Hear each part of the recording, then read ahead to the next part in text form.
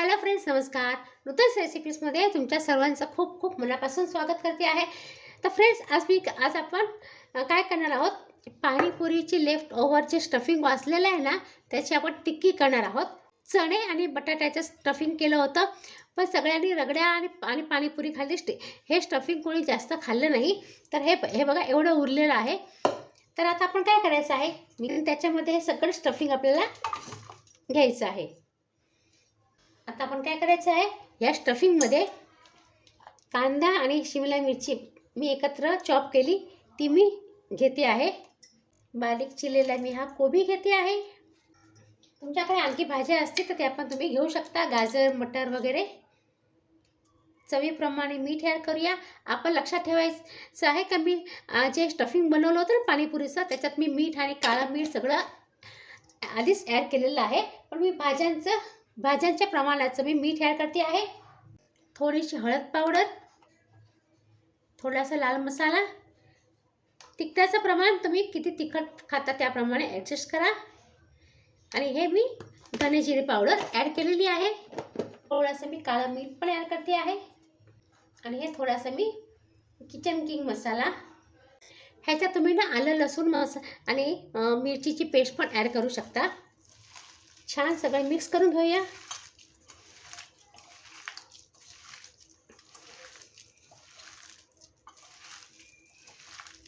आतमध्ये मी पाणीपुरीचा मसाला पण ॲड केलेला आहे या स्टफिंगमध्ये. जर तुम्ही फ्रेश म्हणजे टिक्की करणार असाल, म्हणजे बटाटे उकडून त्याच्यात चणे वगैरे टाकून, तर त्याच्यामध्ये तुम्ही आमचूर पावडर किंवा पाणीपुरीचा मसाला ॲड करू शकता.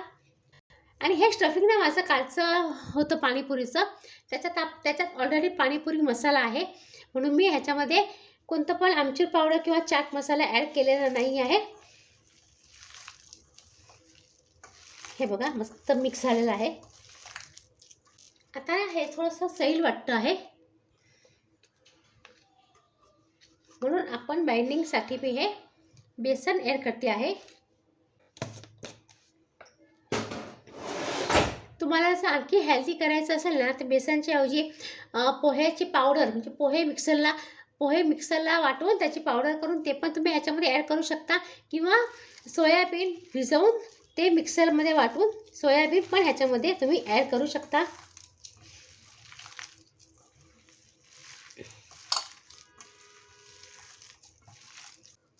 कोथिंबीर असेल ना, तर कोथिंबीर, पुदिना सगळं बारीक चिरून ॲड करा.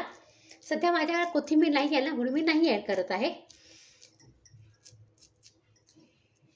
छान असे आपण टिक्कीचा शेप देऊया.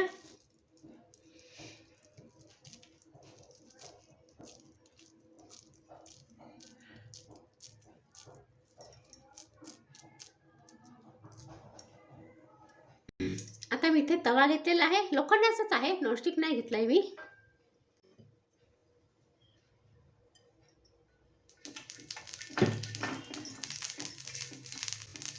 तेल पसरवून घेतलेलं आहे 1 चमचा.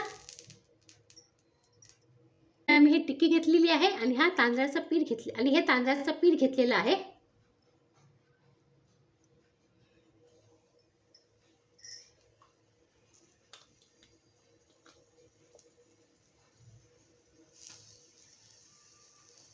तुम्ही तांदळाच्या पिठाच्या ऐवजी ना रवा पण घेऊ शकता.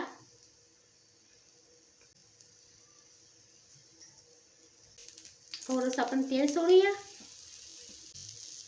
आणि छान असं दोन्ही बाजूंनी आलटून पलटून खरपूस अशी आपण टिक्की शेकून घ्यायची आहे.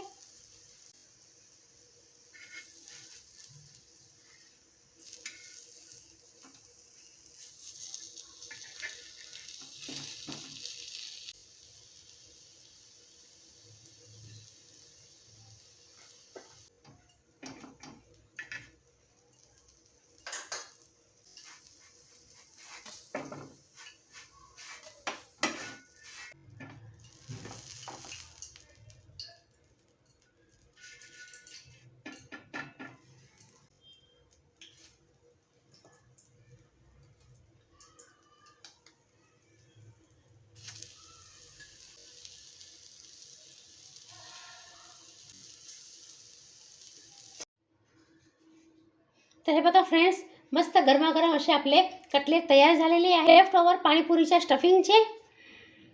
तर तुम्ही रेसिपी नक्की ट्राय करा, छान लागते. जर असं काही उरलं असेल ना तर त्याच्यामध्ये भाजी वगैरे मिक्स करून असं छान असं कटलेट बनवता येतात. आणि मी हे थोडासा माझ्याकडे टोमॅटो सॉस होता त्याच्याबरोबर आणि ही गोड चटणी असते त्याच्यावर मी सर्व केलेलं आहे. तुम्हाला पाहिजे तर तुम्ही दह्याबरोबर किंवा कोथिंबीर पुदिन्याच्या चटणीबरोबर पण खाऊ शकता.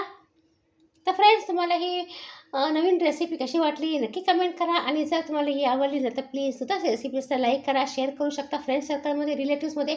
आणि प्लीज कमेंट करा. कमेंट करताना बेल आयकन नक्की प्रेस करा. त्याच्याने काय होईल, मी जी पण काही छान छान सुंदर सुंदर हेल्दी रेसिपी आपल्या चॅनलवर अपलोड करते त्याचं नोटिफिकेशन तुम्हाला लवकरात लवकर मिळेल आणि फ्री आहे. तर चला फ्रेंड्स, आता मग पुन्हा भेटूया अशा छान छान सुंदर सुंदर हेल्दी रेसिपीसह. तोपर्यंत बाय बाय. आणि हा व्हिडिओ पूर्ण पाहिल्याबद्दल तुमचा खूप खूप धन्यवाद.